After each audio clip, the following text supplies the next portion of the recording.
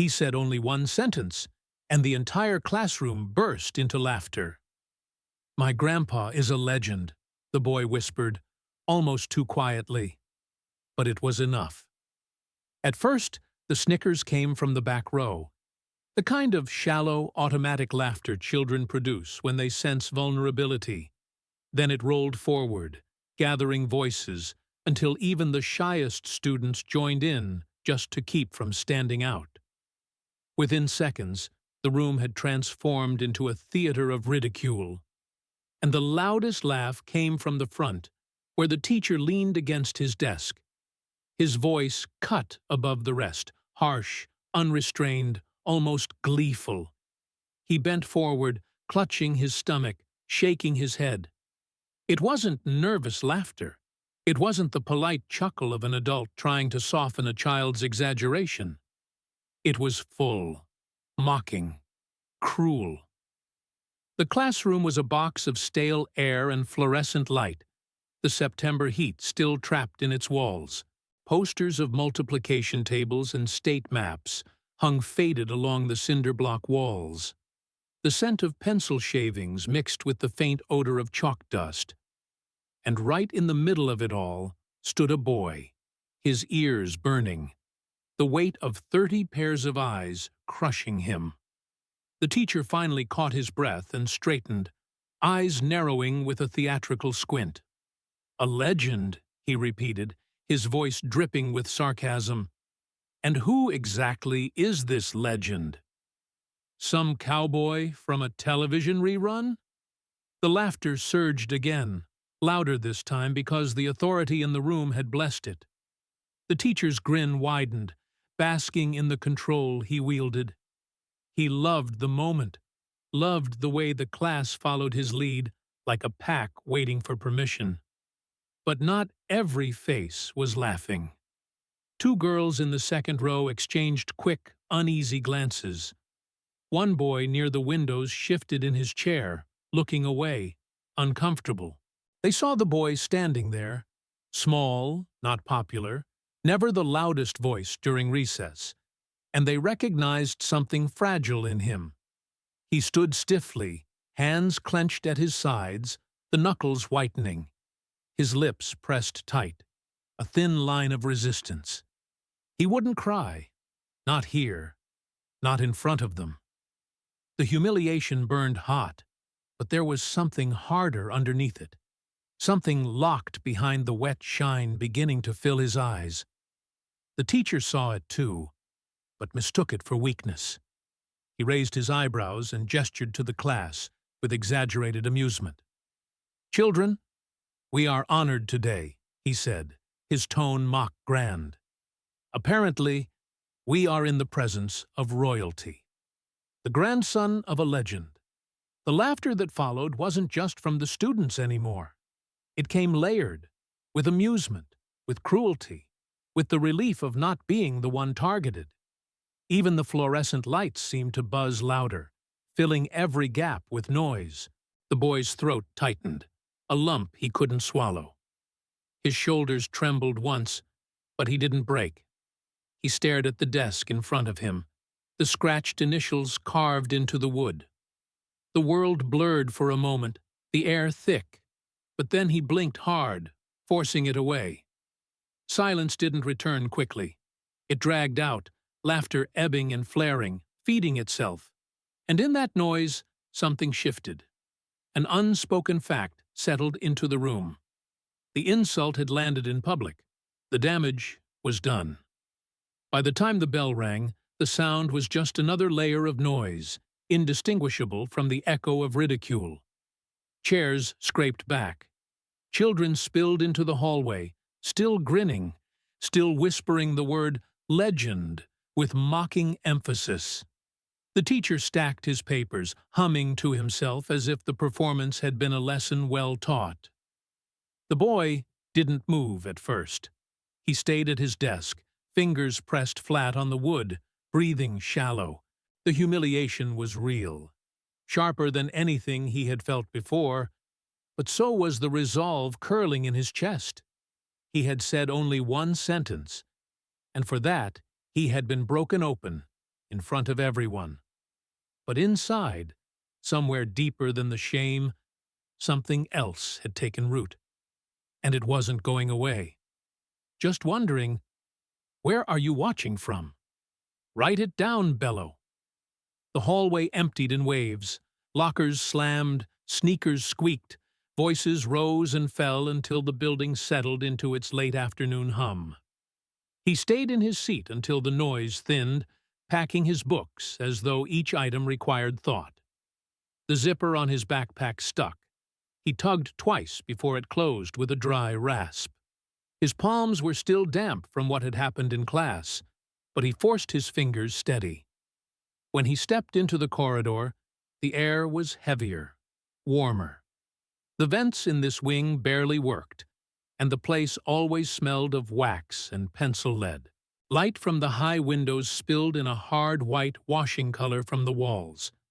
They were waiting for him near the trophy case.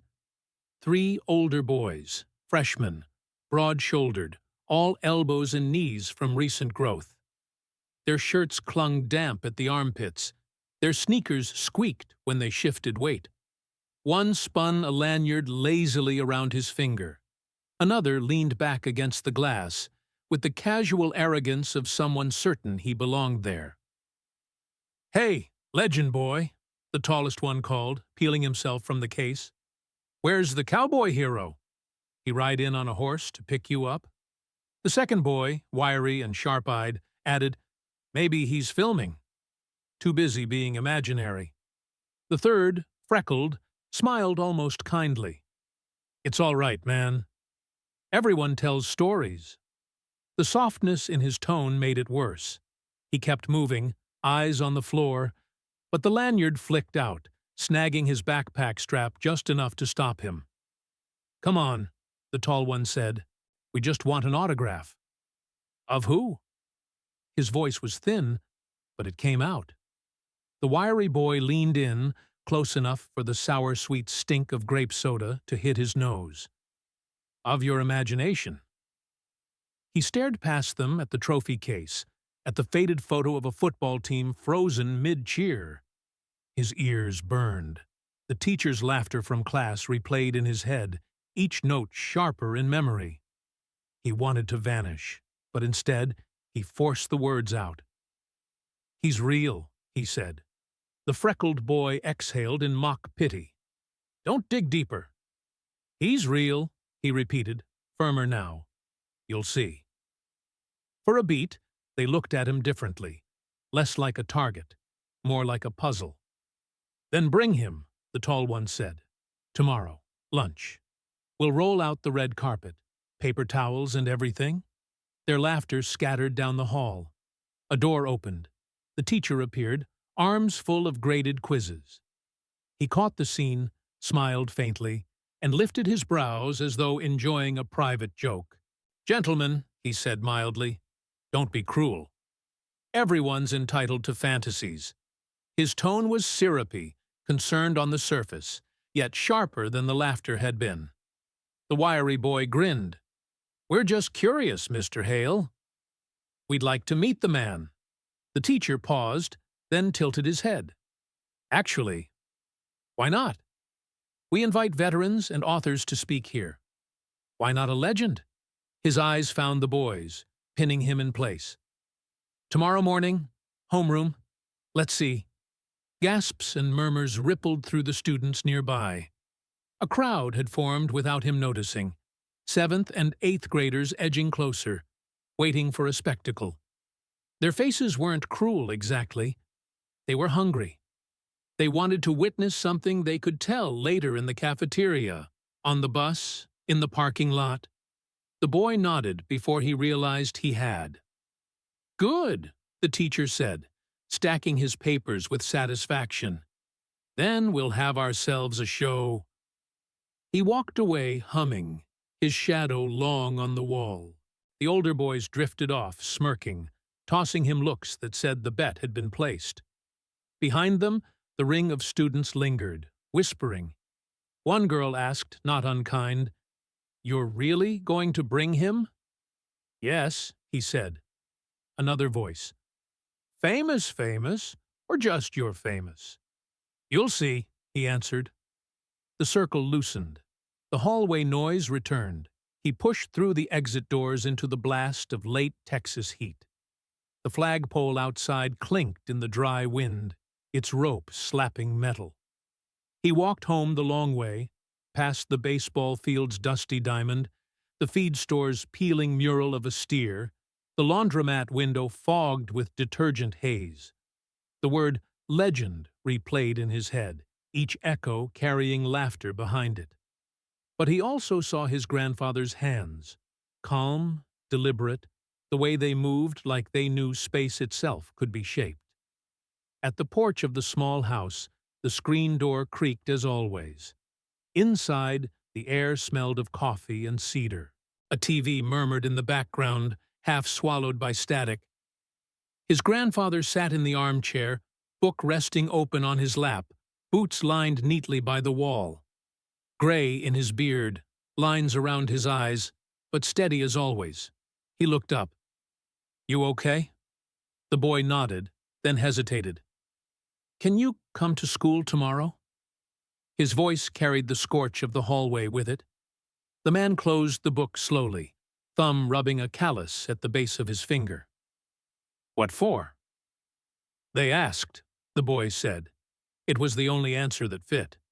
His grandfather studied him for a moment, then glanced at the window where the evening sun painted the dust in gold. Finally he nodded. "Tomorrow, then." Relief hit him, tangled with fear. He turned away before either could show. On the counter in the kitchen, a glass of milk sweated beside a sandwich. The ordinary steadied him, but tomorrow no longer felt ordinary. Tomorrow felt like a door waiting to open. The morning air had that washed-out Texas clarity, sky pale and brittle, like it had been scrubbed too clean. Inside the school, the hallways carried a smell of ammonia from the night's mopping, layered with the sweeter, chalky scent of dry erase markers and someone's too-strong cologne. Conversations were clipped, edged with anticipation. Word had traveled faster than the bell. The legend was coming. By the time homeroom began, the building wasn't quiet. It was coiled. Kids dropped into seats with more noise than usual, then hushed just as quickly, whispering behind cupped hands. Desks squealed across tile. A paper airplane rose, flitted, then fell with an anticlimactic slap. Mr. Hale stood at the front, sorting a stack of announcements he didn't bother to read, his smile faint and rehearsed. He had the look of a man preparing for a performance he was certain he'd already won. The boy sat at his desk with his backpack at his feet, his fingers pressed flat to the laminate top. He forced himself not to check the clock, then checked anyway. The second hand jerked forward in uneven jumps, dragging time instead of marking it. "Before we start," Mr. Hale announced, voice pitched to Carrie, "a reminder that honesty matters here.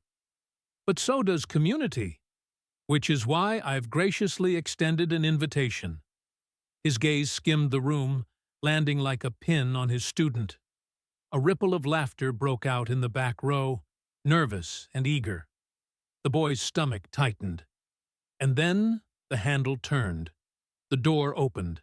A man stepped inside, and the laughter collapsed as though the oxygen had been sucked out. The silence was immediate, total. Kids froze mid-shift, pencils suspended above paper. He wore jeans faded to pale blue, a plain shirt tucked in without fuss, boots dusted with the red-brown of the earth outside town. His beard was gray at the edges, trimmed close. His posture was relaxed but grounded. Weight settled like a tree that had never been moved. His eyes didn't flicker to the clock or the board or the crowd, only to the boy who had invited him. Recognition spread in waves. Someone whispered his name too softly, then another louder, until a thread of shock rippled from desk to desk. Faces changed, disbelief melting into awe, smirks stiffening into open mouths. Even the kids, who'd never seen a film, never cared about old posters, recognized something in the way the room bent toward him. The boy's breath eased. For the first time since yesterday, his shoulders loosened. The door had opened. He hadn't lied. Mr. Hale laughed, brittle and high. "And you are." His smile was stretched tight, his hand already outstretched, ready to expose a fraud. "Here to see my grandson," the man said. His voice was steady, warm, carrying the weight of someone who didn't need to raise it. Gasps whispered along the rows. A few kids sat forward, eyes wide. Some grinned in disbelief. Others stared straight ahead, unwilling to miss a second. Hale's laugh thinned. "I appreciate the enthusiasm, but we're in the middle of class. If you're here to sign him out, the office is down the hall." The man didn't take his hand. He didn't even acknowledge it. "I heard there was an invitation," he said simply. "So I came." The class leaned in, the room drawn tighter. You could hear the buzz of the lights, the whir of the ancient air conditioner. The boy with the lanyard in the second row gripped his desk edge so hard his knuckles paled. Mr. Hale tried again, pulling authority back over his shoulders like a too-small jacket. "Well," he said brightly, "since you're here, perhaps you could clarify what makes a legend." The man picked up a marker from the tray, rolled it once in his hand, then set it back down. "A legend is just a word people use when they forget what it felt like to see something real," he said. "No showmanship, just truth spoken flat." The silence that followed wasn't awkward. It was heavy, absorbing. The students looked at him the way you look at something that doesn't need proving. Mr. Hale's smile faltered, but he pressed. "Very poetic, but perhaps a demonstration would be more educational." A nervous laugh spiked from the back row. The students weren't mocking now. They wanted proof, spectacle, something to confirm the electricity in the air. The man tilted his head, eyes still on his grandson. "You don't owe them anything," he said softly. Then, louder. "But if someone won't listen, sometimes you show them where the ground is." Mr. Hale seized on it like a lifeline. "Perfect. A demonstration, then. For the sake of learning." He gestured toward the clear space at the front of the room, the 4 floor tiles that had always been the stage for humiliations, debates, and show and tells. The man set his keys and wallet on the teacher's desk without asking. He stepped into the space. He didn't square his shoulders, didn't raise his hands. He stood as though waiting for an elevator, relaxed but immovable. He nodded once, a quiet invitation. Mr. Hale chuckled, trying to sound in control. "Oh, I won't be participating." "Liability," he quipped, earning a few thin laughs. He scanned the room and landed on the lanyard boy. "Perhaps one of our athletes would oblige." The boy rose reluctantly, his swagger slipping under the weight of all eyes. He walked forward, trying not to hesitate. The class held its breath. The girl by the window hugged her knees. The wiry boy from the hallway leaned so far forward his chair squeaked. The man's voice was calm. "Whenever you're ready." But before the kid could move, footsteps echoed in the hallway. Quick, purposeful. The secretary's voice rang out even before she appeared, sharp with urgency, calling the teacher's name. The man lifted his head a fraction, like someone who'd heard the storm before anyone else. The boy's heart slammed against the desk. The lanyard boy froze mid-step. Every pair of eyes swung to the door. And as the knob turned again, everyone understood. Whatever came through next would decide if this moment became a lesson, a spectacle, or something that none of them could ever take back. The secretary's shoes squeaked as she hurried in, a slip of paper clutched in her hand. "Mr. Hale," she said, voice clipped, The principal says—" She froze when she saw who stood at the front of the room. For a second, her face moved through three expressions: recognition, disbelief, then a tight neutrality. She muttered something under her breath and slipped out, closing the door softly behind her as though she'd intruded on a sacred space. The class let out a collective breath. Then silence returned, sharper than before. Mr. Hale forced a chuckle, dry and thin. "Well, Mr. Norris," he said, drawing out the name like it might break in his mouth, "this isn't a film set. This is a school." His tone aimed for casual, but the strain betrayed him. No one laughed. Instead, a murmur rippled across the desks. Low, electric, the kind of sound you hear before the opening bell at a boxing match. Backpacks shifted. Chairs creaked. Someone whispered, "He really came." Another voice answered, "No way." A half-dozen phones tilted upward, half hidden, recording. The atmosphere had transformed. It wasn't a classroom anymore. It was an arena. The man didn't move. He stood with the same composure he'd carried through the doorway. Jeans faded pale, boots dusty, eyes steady. He didn't raise his voice. He didn't shift his weight. His words came measured, quiet enough that the silence had to lean in to hear them. "Sometimes," he said, "the biggest mistake is laughing at what you don't understand." The sentence landed harder than any shout. It pressed into the walls. Mr. Hale's smile faltered. His color rose as he clapped his hands once, too sharp. "All right, class," he said, voice pitched high. "Let's remember we're here to learn." He paced in front of the whiteboard, hands gesturing wide, sleeves riding up. He looked like a man straining to turn the moment back into something ordinary. "We value civility. We value respect." He turned to face the man again, forcing a grin. "Authority matters in a classroom." Still no reaction. The silence deepened until it grew heavy, as if each second weighed more than the last. Mr. Hale moved closer. His fingers sketched shapes in the air, broad sweeps meant to show confidence. "We can't confuse theater with real life," he said, louder now, his body angled toward the students, playing to them. "Order matters." The man's gaze didn't flicker. You could hear small sounds now that hadn't registered before. The ballast buzz of the lights, the scrape of a sneaker, the faint click of a pen someone gripped too tightly. The class was no longer just watching. They were holding their breath together, caught between fear and fascination. "Control," Mr. Hale said, almost shouting, "means showing who leads." The man's reply was soft but unyielding. "Control starts with yourself." The words sliced through the air. Several kids inhaled audibly, like cold water had been poured down their backs. Mr. Hale laughed again, but the laugh cracked in the middle. "You see? Philosophy," he said, shrugging to the students. "But here we deal in evidence."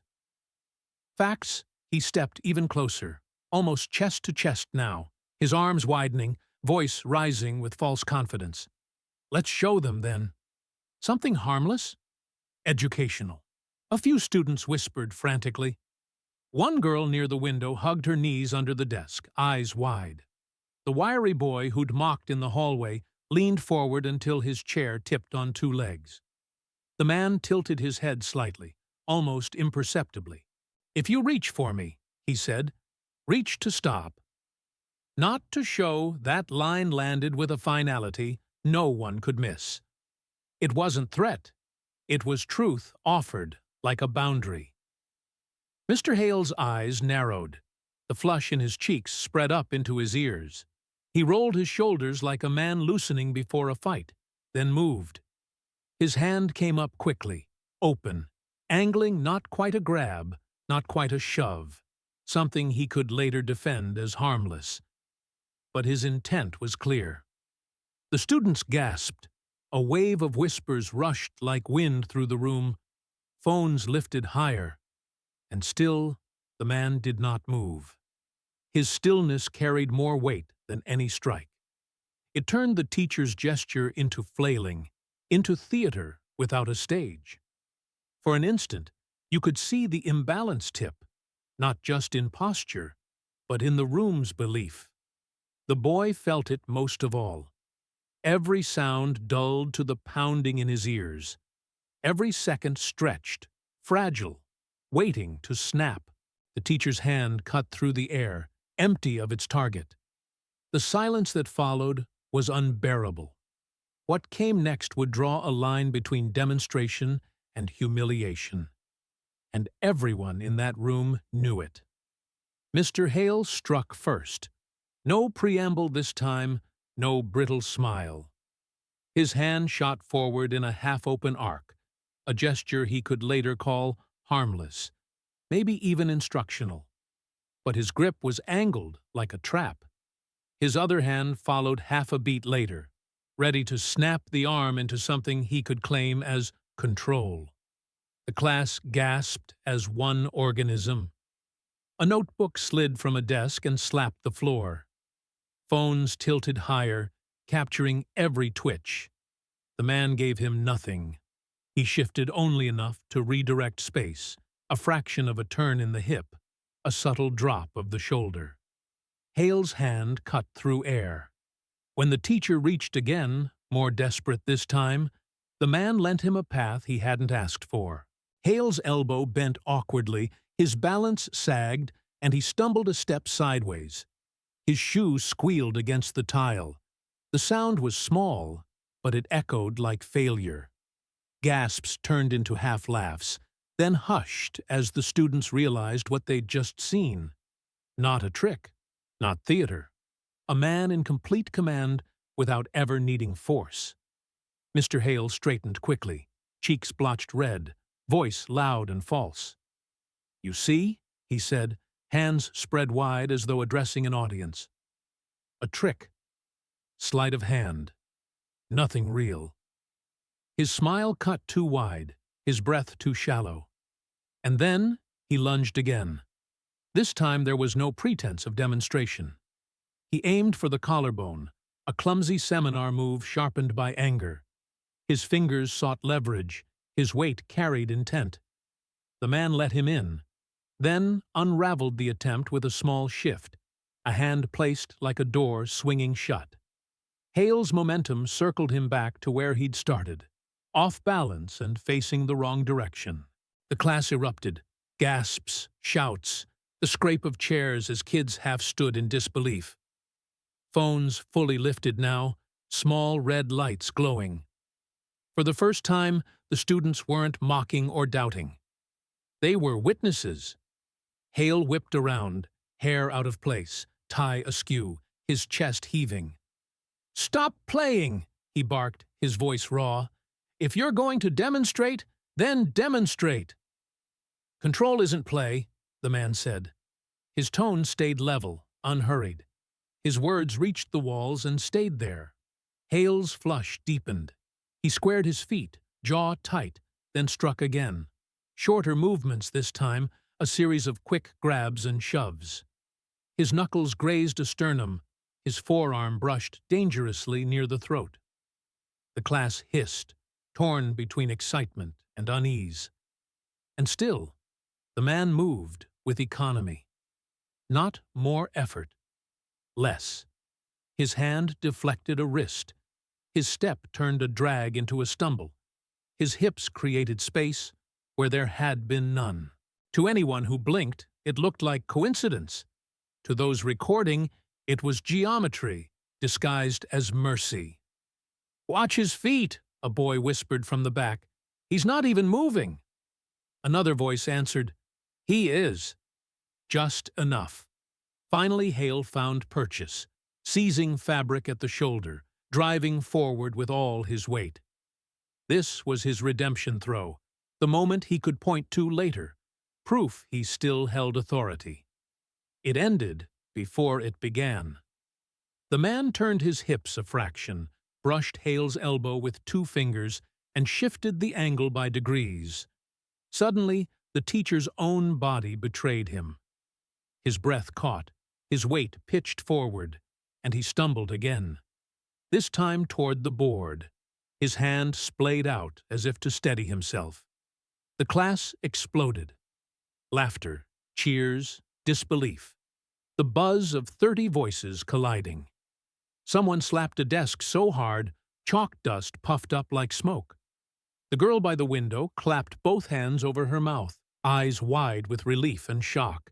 Hale spun back, face blotched crimson. "This is a trick," he shouted. "Manipulation!"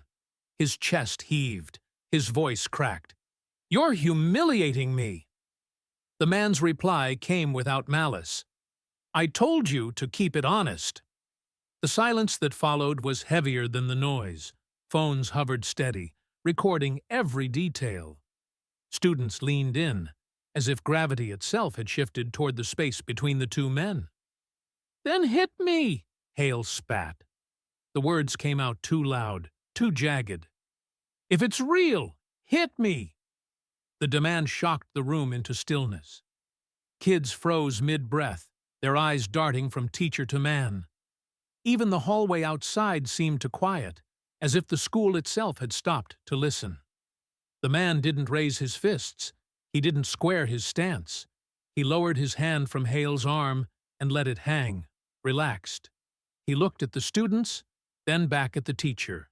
Not through him, not past him, but directly at him. "What you're asking for isn't teaching," he said. His voice was calm, but it reached the far corners of the room. "Prove it!" Hale snapped, desperation cutting every word. "Prove you're not just an act." The word prove echoed in the air, vibrating like a struck bell. It threaded through backpacks and notebooks, through the glow of the phones. The students felt it press against them, pulling them toward a single expectation. Something decisive had to happen. The man breathed in, slow and measured. The students breathed with him, unconsciously synced. When he exhaled, the silence deepened. "Last time," he said quietly. "Reach honestly." Hale's pride steeled him where reason failed. He stepped forward, faster, harder, cleaner than before. His arm extended in a direct line, his hand cutting for control. The man moved with him, not against him, not to fight, but to decide. The class leaned forward, the phones tilted higher. The air thinned into a wire pulled tight. Whatever came in the next second would not be a trick. It would be the answer everyone had been waiting for. Hale lunged with everything left in him. His hand cut for a wrist, shoulder dropping low, intent sharpened by desperation. The class reacted like one body, gasps, squeals of sneakers, chairs scraping. Phones lifted, red dots glowing, capturing the moment they thought would end in a blow.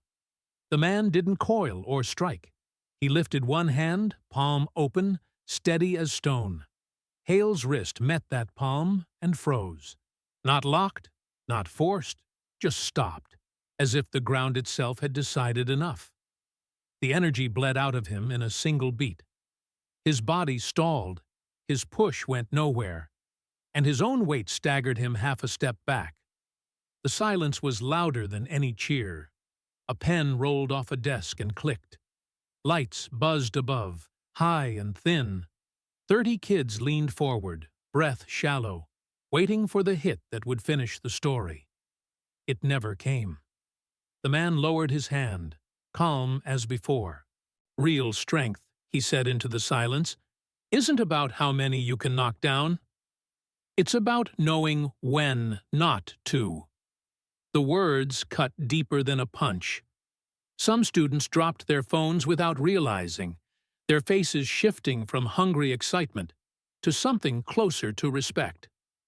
The boy at his desk sat straighter, chest loosening for the first time in days. Hale's face was blotched crimson. His chest heaved like he'd sprinted a mile. "You humiliated me," he muttered, though the truth was already plain.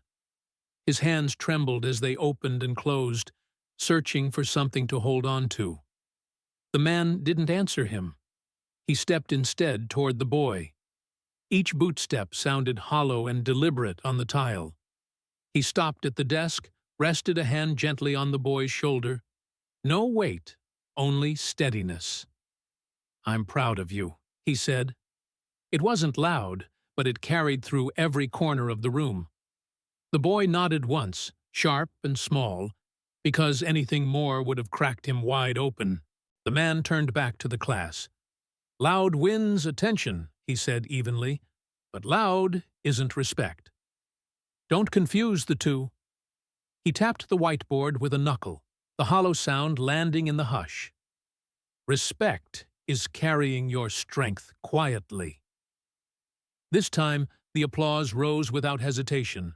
One pair of hands at first, then another, then the whole room clapping, until desks rattled and kids half stood. It wasn't mocking. It wasn't even celebration. It was release. Phones still recorded, but the faces behind them had changed. Hale slumped onto the edge of his desk, tie crooked, hair damp at the temples. The words he'd leaned on for years were gone. He stared at the floor as though answers might appear there. The man retrieved his keys and wallet from the desk and looked at him. "You're responsible for them," he said. "Be careful what you show." It wasn't an attack. It was a warning. Maybe a mercy. He walked toward the door. The students parted instinctively, a living aisle. As he passed, the boy with the lanyard lowered his phone and nodded. No words left. At the doorway, the man paused, glanced once more at his grandson. The look said everything. You stood your ground. You didn't break. That matters most. Then he lifted 2 fingers in a small gesture and stepped into the hallway's light. The applause softened into murmurs. Some kids sat down slowly. Others wiped at their eyes without knowing why. Hale looked up, voice raw.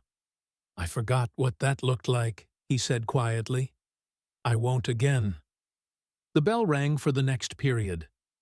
The noise of lockers and chatter seeped in, ordinary and small compared to what had just happened. The boy gathered his things, the imprint of his grandfather's hand still warm on his shoulder. As he walked into the corridor, he heard the clink of the flagpole rope outside in the breeze. Steady, real, unpretentious. No victory pose, no theatrics. Just a lesson, written into silence and restraint, one the whole town would soon hear about. And for him, that was enough.